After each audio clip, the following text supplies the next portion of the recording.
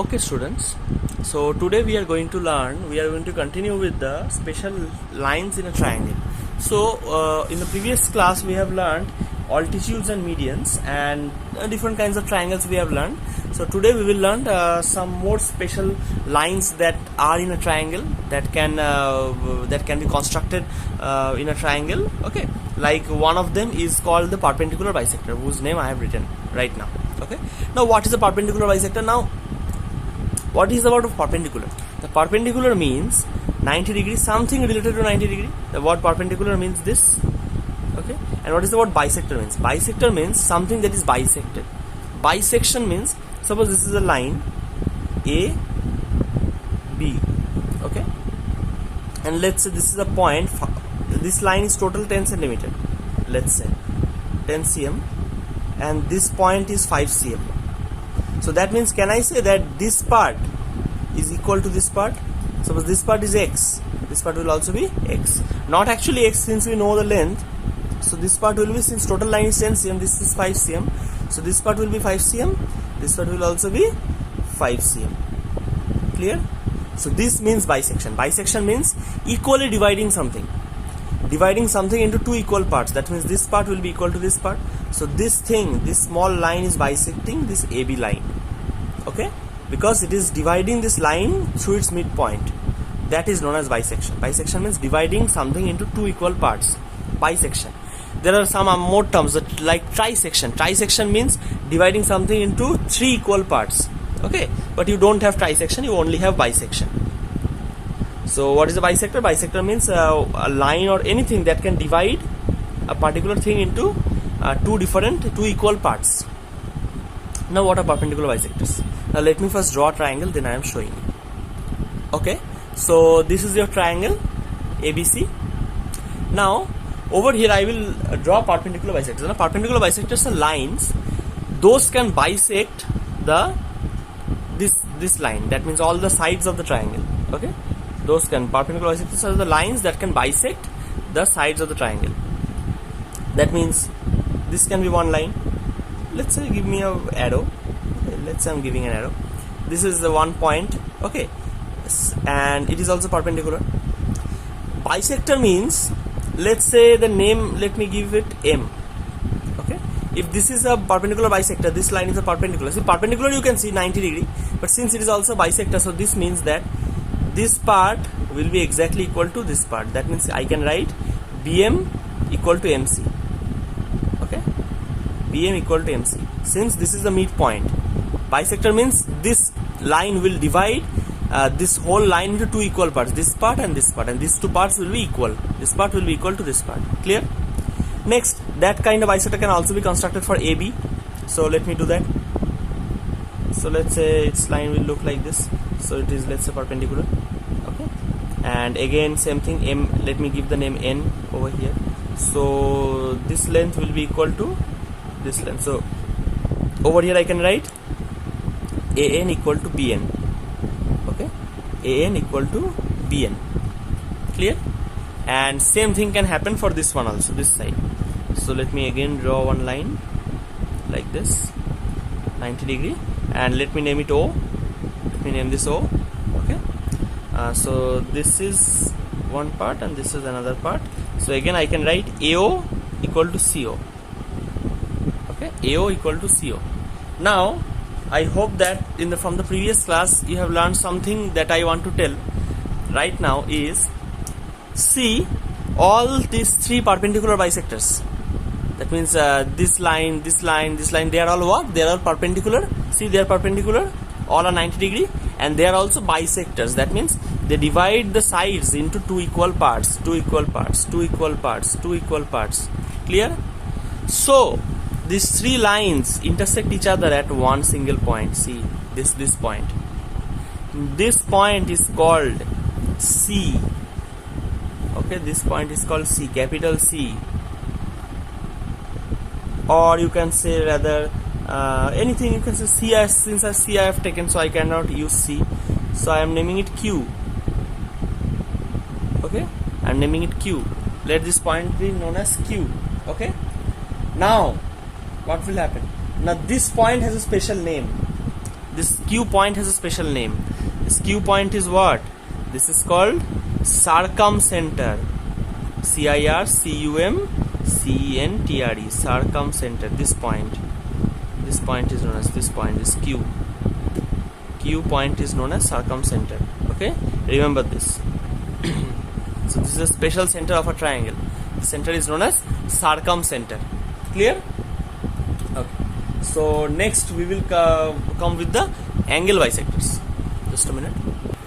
Okay. So now we will come to have our angle bisectors. Now what are angle bisectors? Since you know the bisector, meaning of bisector. Bisectors are that means a line or anything that can divide something into two equal parts. So in previous case the something was line, the side of the triangle.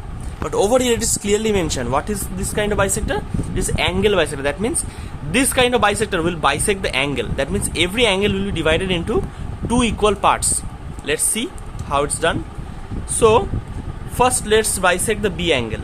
So if I do like this, so then I can say that this part will be equal to this part. This notation is used. So this angle is equal to this angle. Clear? And let me name this as P. Okay. Next let's do the angle C. So if I do angle C, so it will look like this. So this part will be equal to this part. Okay. So let's name it Q. PQ. Okay. And that one. Okay. If I do that one, so it will look like this. So let's name it R. Okay, let's name it R. So if so happens, then this angle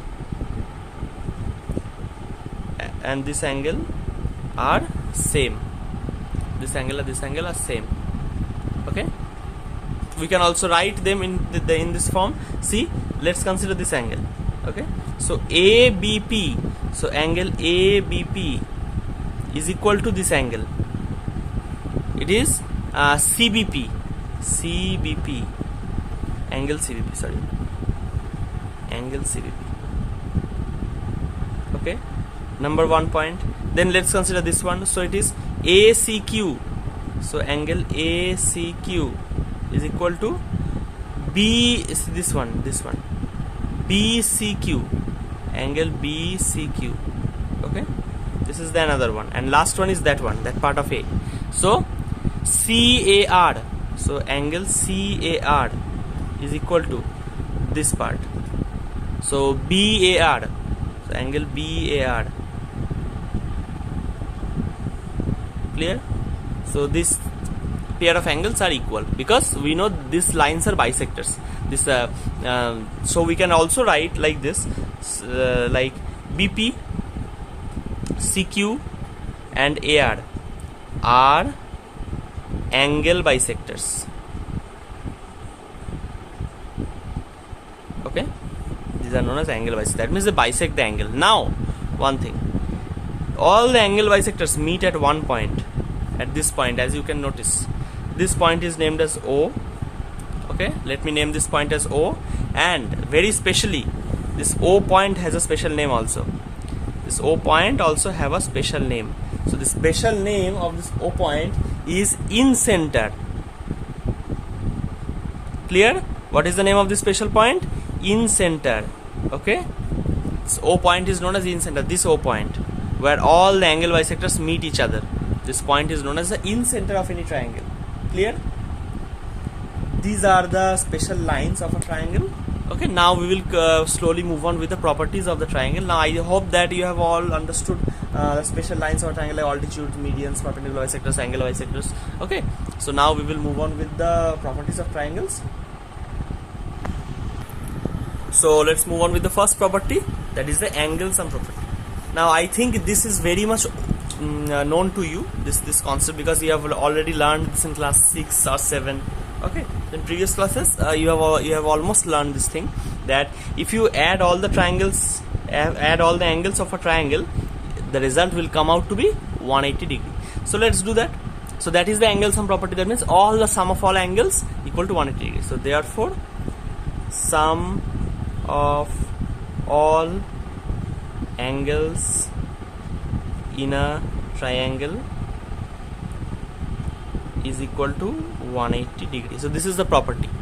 Sum of all angles in a triangle equal to 180 degree. So we have taken one triangle.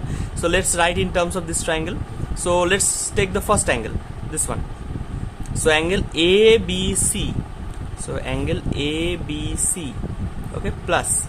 Then let's take this angle. So angle BAC. Angle BAC plus. Let's take this angle. So angle ACB. Angle ACB. And all of this will result as 180 degree. Clear? So this is our first property of triangle, and also very much known to you also. Okay, so I'm not spending any more time on this property. Next, let's move on to the next property. Now comes a property that is not very much known to you, that is known as the exterior angle property. Now let's see what is the exterior angle property. Exterior angle means an angle that is formed outside of the triangle. Now see, this angle, this angle, this angle are all inside the triangle, but look at this angle, look at this angle. This angle is actually outside the triangle, so this is known as exterior angle. So this angle is known as exterior angle. Okay, exterior angle, because this angle lies outside the triangle. Okay, now the property says that exterior angle is equal to sum of opposite interior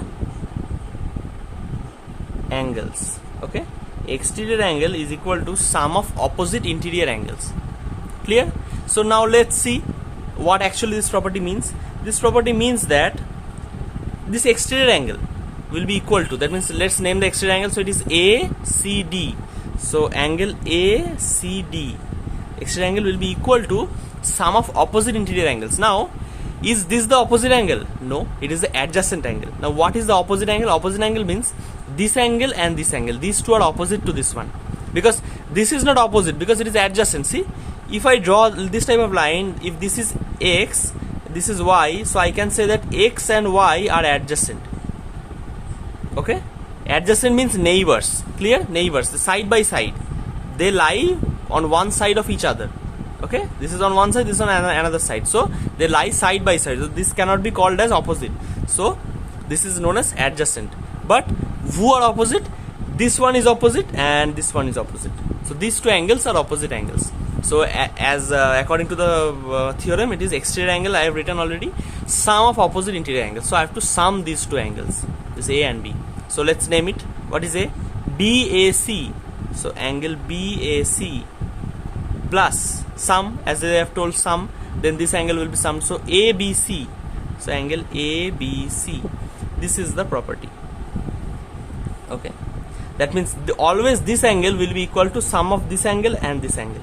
That means opposite angles. Okay, not the adjacent one, not this one. Okay, clear? So exterior angle will always be equal to sum of opposite interior angles. Clear? So this is a very important property. Okay, so today we will do up to this. Okay, on the next class we will take a little bit sums of this exercise. That means I think we have an interactive class in our next session, so we will take some sums related to this exercise in our interactive class, so you will have a easier time to understand all the sums, how to do this kind of sums in interactive class more than in videos. Okay, thank you everyone.